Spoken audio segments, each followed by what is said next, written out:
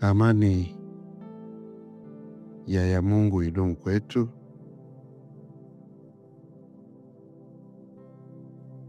Tuitabele ochi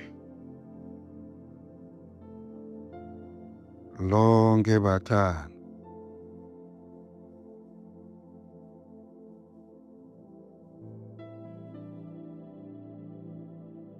Ndiyo wake kwa waume,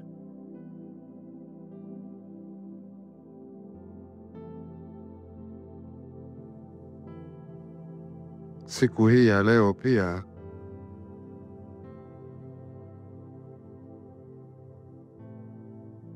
ni siku ya kupata somo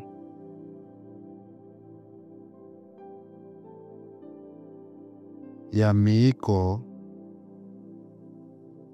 ya kukosoa.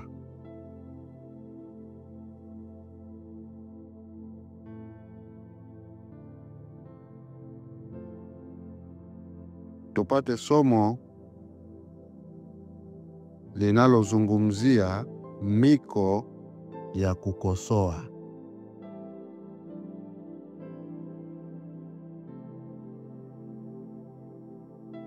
Ni namna gani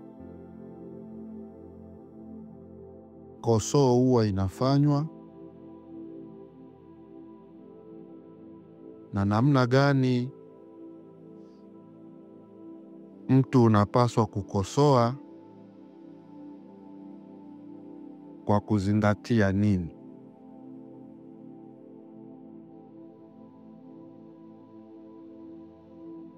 Nitaanza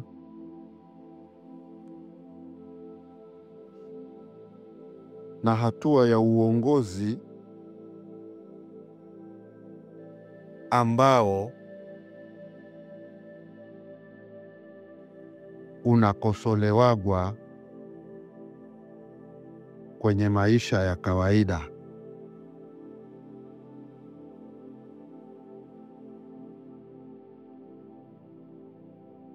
Tuujue uongozi ambao ni rahisi kukosoa na sababu zake tuzijue kwa mapana.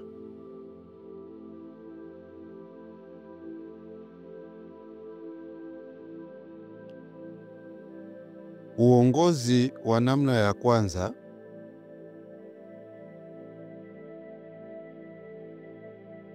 ni uongozi teule.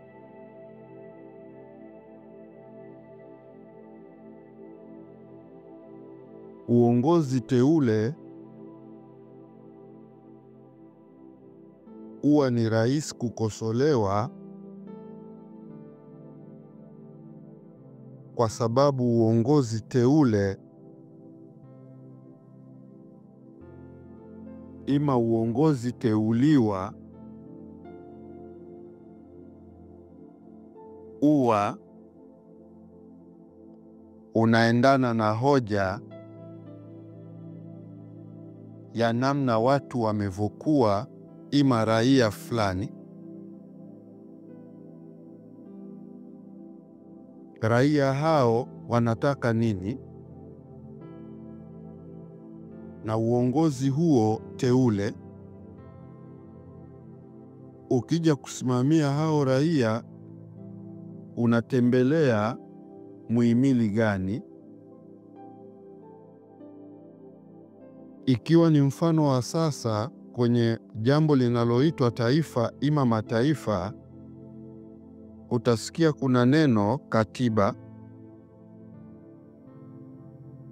Kwa maana katiba inakuwa ndio rekebisho ima jambo linalopasa kuendewa na watu wote wanaoishi kwenye taifa hilo.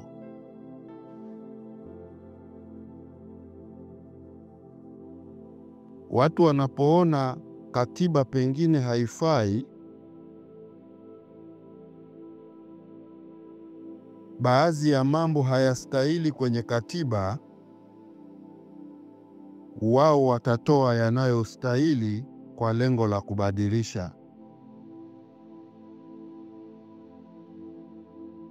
Na hayo ambayo wameyaona yanastahili yakiwekwa hapo baada ya kukosolewa ama kufanyiwa marekebisho, maana yake hivyo, hiyo ndo inakuwa hoja kamili ambao watu wanakuwa wameisimamia.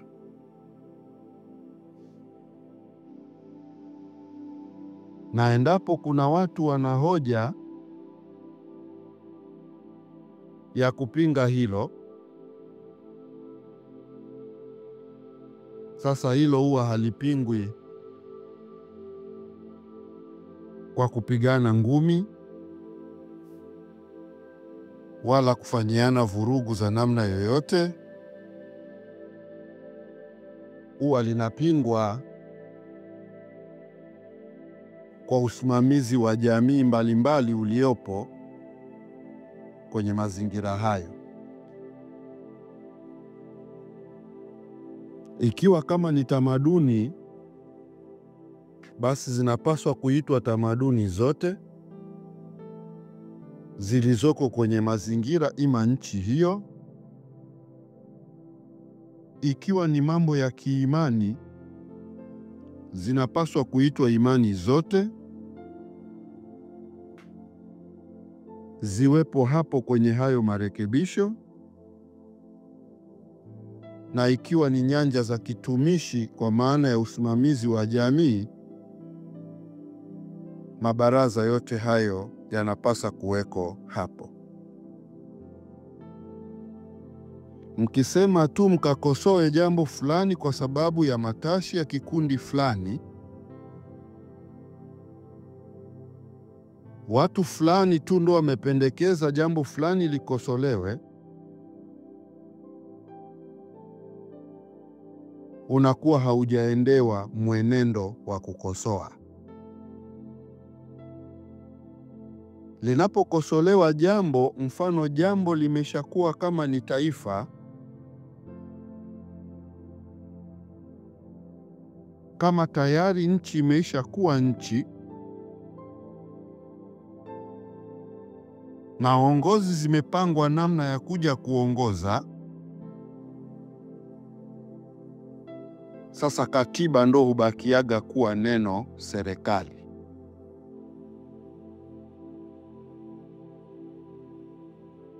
Kwa sababu serikali huwa ni yale maneno mloyataka wenyewe kwa jamii, mlojihisi mnataka haki fulani kwa hoja mloonayo, na hiyo katiba inabaki ndo inawasuta nyinyi kwa kile mlichokitaka.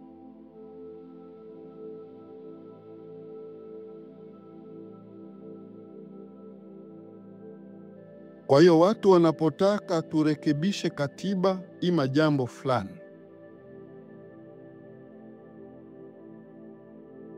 hekima maalumu inayohusu umma wote wa taifa fulani, bila shaka kila viongozi wanaoongoza majopo fulani, hawa ndo wanastahili kuitwa kwa niaba ya watu wanaowaongoza.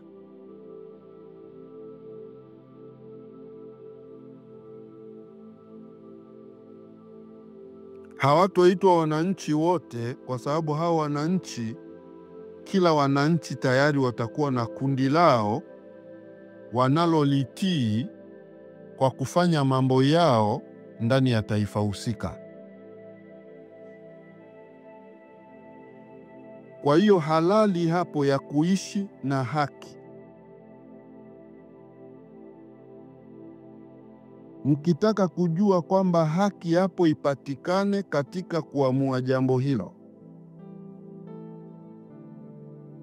maana yake ni mpaka yale majopo yote yaitwe.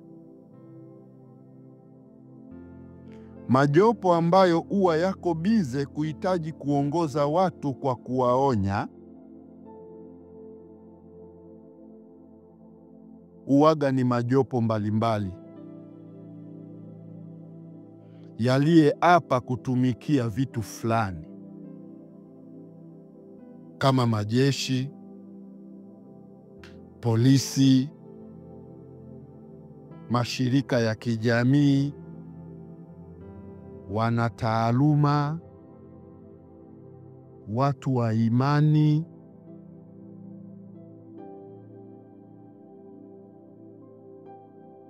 Najua tu nikitaja hivyo mnakuwa mmeelewa kwa mtawanyiko inakuwaje.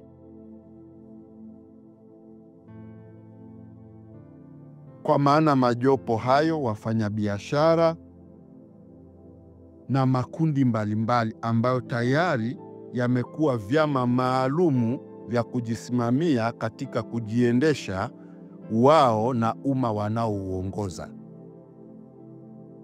Majopo hayo, viongozi wao ndio halali kuwepo wakati wa kuifanya katiba ya taifa fulani, kwa maana kila wamoja ndo wakaonyeshe kosoo yao hapo, na hapa ndo unapata uhalali wa kukosoa jambo. Unapotaka kwenda kukosoa jambo la taifa nzima, na taifa hilo kila wamoja humo wana maadili yao, na hayo maadili yao wao ndo wameyapasisha kuwa ni sahihi kwa upande wao. Sasa ni vyema wakati katiba inafanyika, kwa maana ya hiyo serikali kipindi inafanyika, majopo haya yanapaswa kuweko mazingira hapo ya kupata suluhisho la kila kundi. Na suluhisho la kila kundi linasema mambo stahiki kuhusu kundi husika, na hayo makundi moja kwa moja ndo yanaunda maneno ambayo kundi fulani likienda kinyume linakwenda kuhukumiwa moja kwa moja kwenye katiba.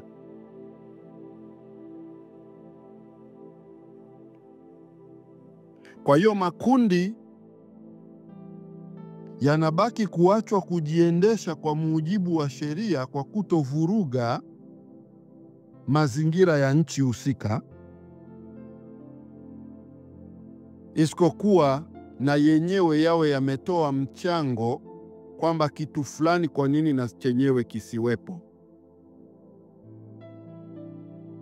Mkiona nchi ikifanya jambo hilo, mkiliona taifa lolote duniani likafanya jambo hilo, muwe mnajua kila mmoja hapo atapata haki zake. Makundi yanayojipaga usiri kwa kuogopa jamii, kama wachawi, kama makundi ya wachawi, yapo yana viongozi wao. Makundi ya watu waliokengeuka kijinsia kama mashoga na wasagaji, yapo hayo. Yasije kusemwa baadaye na yenyewe yameonewa, na wakati makundi na usimamizi wao wanatakiwa waje watoe maelezo kwa nini wamekiishi kitu fulani kwa kutaka kwao, na hilo linakuwa ni tashi lao kwenye maisha walioyataka. Na haki ya msingi kwenye dunia uwaga ni lile jambo ambalo mtu ametaka yeye kuliishi. Likiwa baya, ni wewe ndo unaliona baya, kwa maana usijiunge kwenye jambo lake, wewe liishi la kwako. Wewe la kwako unaloliona zuri, baki kwenye la kwako. Kwa hiyo makundi tu ya uharibifu wa moja kwa moja kwa kukaidi na vitu kadhaa kama ujambazi, hayo ni makundi yanayohusiana na dhulma. Haya hayafanywi kwa hiari ya mtu na mtu.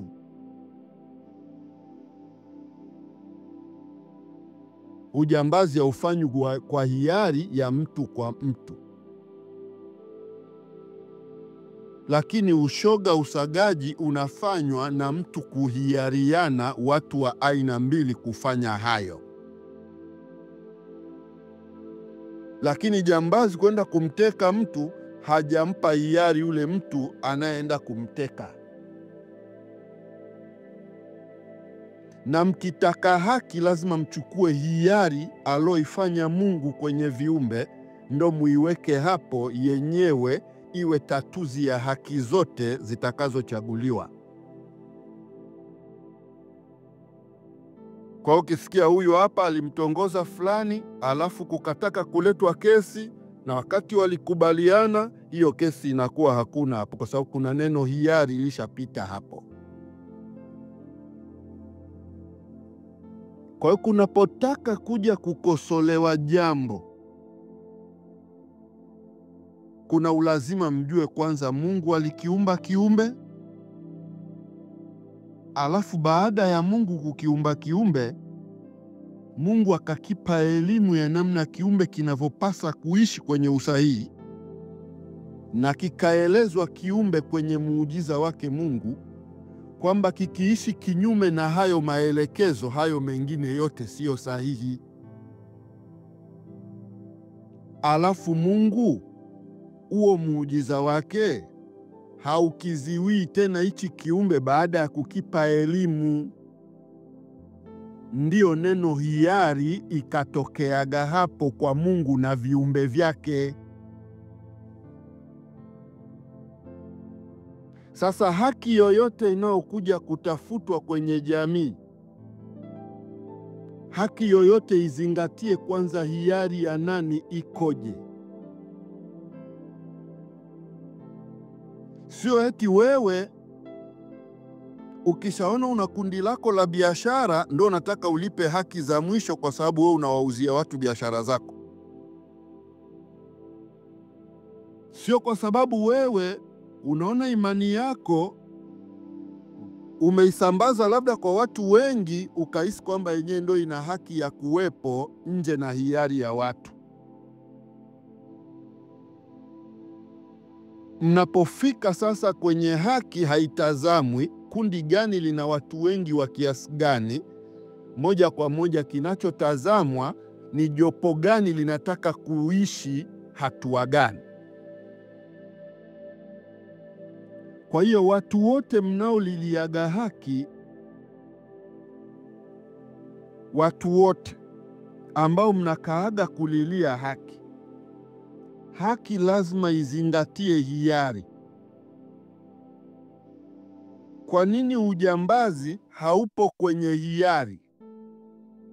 Kwa sababu ujambazi ni dhulma ya nguvu, na hiyo ndo mtaiwekea jeshi, na hiyo ndo mtaiwekea malindo na hukumu, na atakayeifanya pengine auawe, afanye mambo fulani, kwa sababu haina haki ya upande mmoja.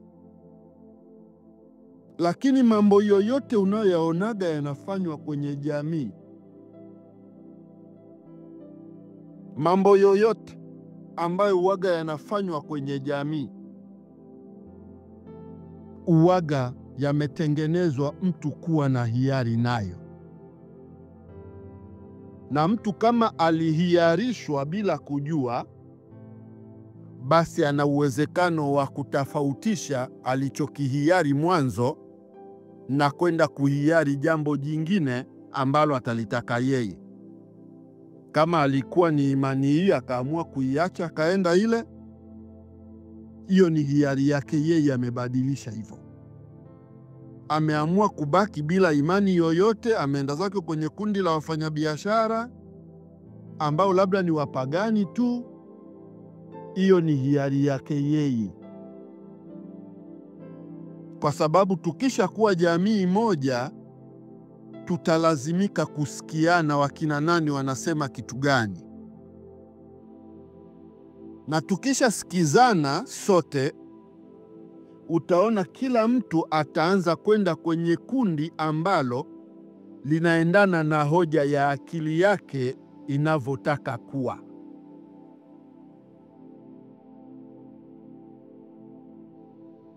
Msikie mchakato wa kusema kama mnataka kutengeneza katiba ya nchi.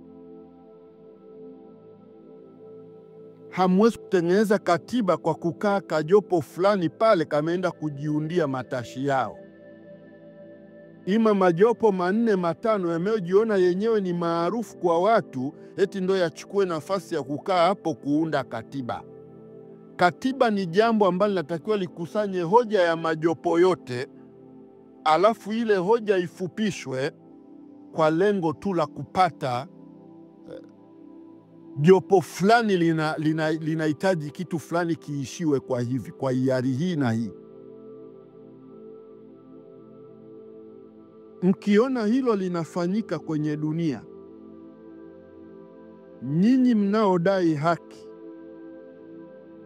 wa nyanja za aina tofauti kwa majopo tofauti, mkiona mmefanyaga kitu hicho, muwe mnajua hapo mmetenda haki kwenye maisha. Kwa sababu kutenda haki ni kumpa mtu hiari nini akakiishi baada ya yeye kuhitaji hoja ya jambo husika. Kwa hiyo wewe ukilisikia lile jambo alilolihitaji fulani likawa ni baya, yeye kaliona zuri. Kwa hiyo imani zote zinatakiwa ziwekwe hapo, diplomasia za aina mbalimbali ziwekwe hapo, taaluma za aina mbalimbali ziwekwe hapo. Mtazame kipi kinaleta zulma na kipi hakileti zulma. Ambacho tu hakileti zulma kinafanywa kwa hiari ya mtu kwa kutaka kwake, hapo zulma inakuwa hakuna kwenye mtu yoyote. Akifanyiwa jambo lolote kwenye hatua yake, hakuna zulma hapo.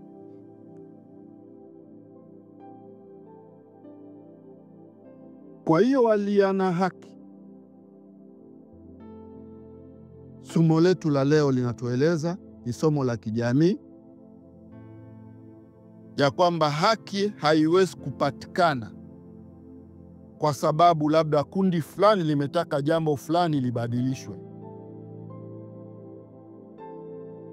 Inawezekana hili kundi linataka lile jambo tu libadilishwe, lile jambo lina nafuu kwenye hilo kundi. Kama ni chama, basi ni chama fulani.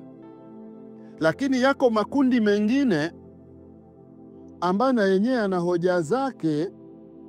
Hoja zingine mmeziita ni haramu, hoja za hao watu, lakini wao wameziridhia huo haramu, wameuridhia wao, na wao hawaoni kama ni madhara kukaa kwenye huo uharamu, kwa sababu wakikuingiza huko wanakuwa wamekuingiza kwa hoja na wao umekubali na vitu hivyo. Kwa hiyo sheria zitawekwa kwamba mtu yoyote anayekuwa ni mtoto hawezi kuwekwa kwenye hoja fulani na akaharibiwa huku akiwa ni mtoto.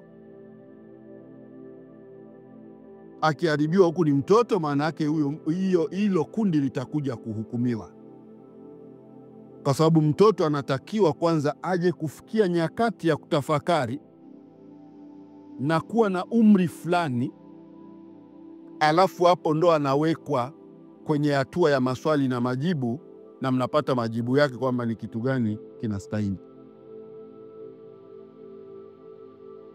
Kwa hiyo kupitia hilo tunapata mwanga wa kujua kwamba ukisema unataka ukosoe hapo, jambo la kwanza ambalo huwa linakosolewa ni jambo la wateule.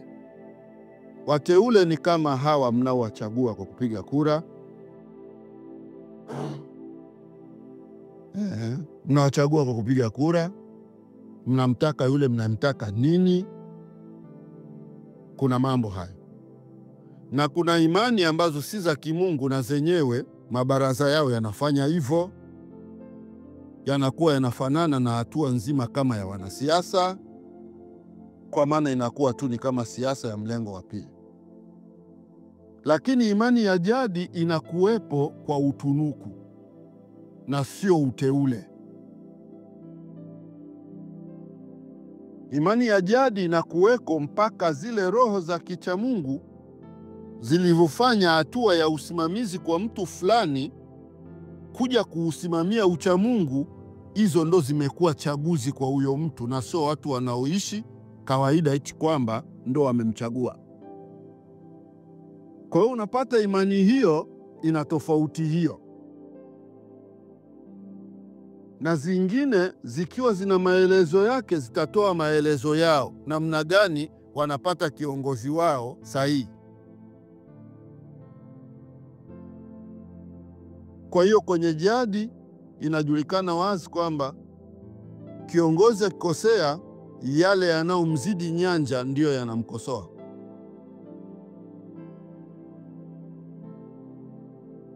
Yale yanayomzidi yale na yalomfanya yeye kuwa kwenye hatua fulani, hayo ndio yanakuja kumkosoa.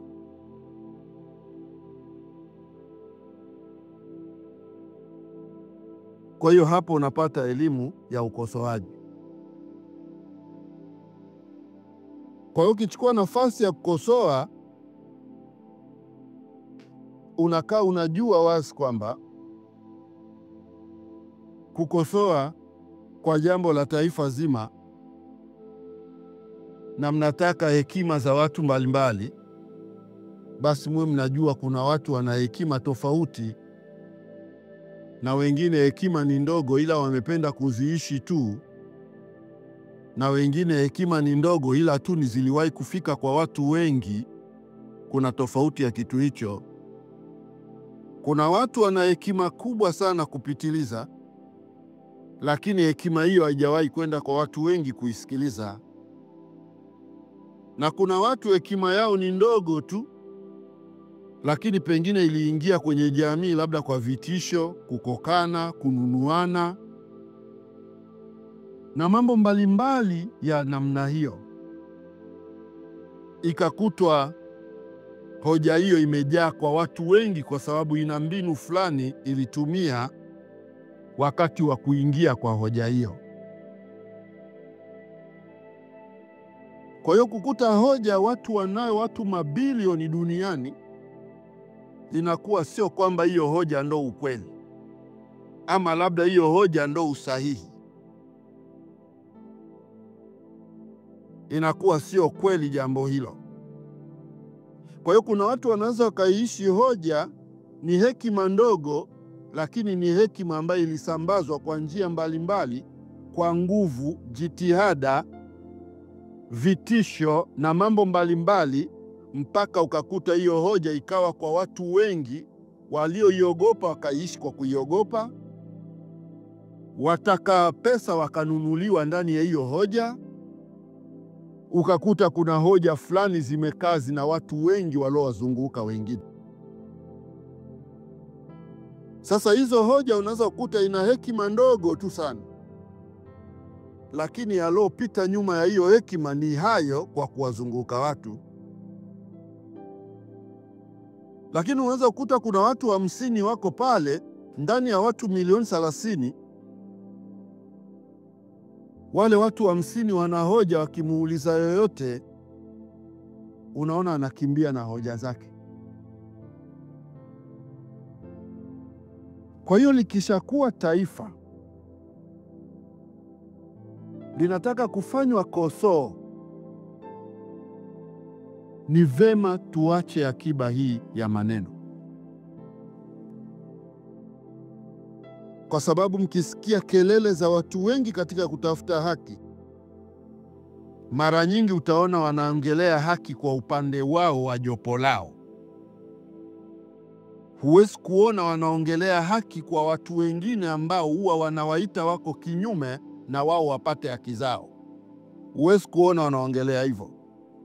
utaona haki zao zinapampu jambo lao ndo lipate haki ndani ya taasisi husika.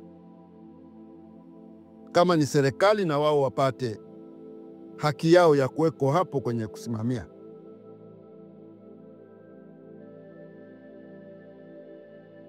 Alafu wakishapata hizo haki zao, wanataka haki za watu wengine na zenyewe zisitumike. Kisa nini? Pengine wao wana hoja fulani, walishasaidiwa kusambaziwa hiyo hoja, ikajaa vichwani mwa watu wengi. Sasa wanaifanya hii hoja kuwepo vichwani mwa watu wengi ndo iwe haki ya watu wote pamoja. Watu wengine wanaijua kwamba hiyo hoja sio sahihi. Hata mkikaa mezani hapo, unaona inakosolewa kosoo zaidi ya 1000 hoja yao moja, lakini utakuta hao ndo chachu ya jamii wanayepambanaga kwa kiwango kikubwa kuitafuta haki. Sasa somo hili ni la nyie raia wote na mtu yoyote aliyobarikiwa akili. Unapotaka kuitafuta haki yako, tafuta haki ya kile ulichokisimamia. Na wako watu wengine wametafuta haki, ima wana haki ya mambo yao ambayo sio ya kwako wewe. Kikubwa kinachokatazwa hapo ni dhulma tu katika kufanya mambo haya. Kikubwa ni dhulma ya kutumia nguvu baina ya jambo na jambo. Lakini maridhiano yakiwepo, hilo jambo linakuwa ni haki ya wanaotaka kuishi hayo maridhiano. Kwa hiyo yote hayo tukae tuelewe, somo la kukosoa ni gumu sana, na uchanganuzi wake mpana kwa wanaoishi umekaa kwa namna hiyo. Hivyo ni washukuru ndugu waja na walimwengu kwa ujumla. Somo la kukosoa jambo kwa lengo la kupata haki inayostahili limekaa liko hivyo, na huo ndo ukweli wake wa mwanzo na mwisho. Asante.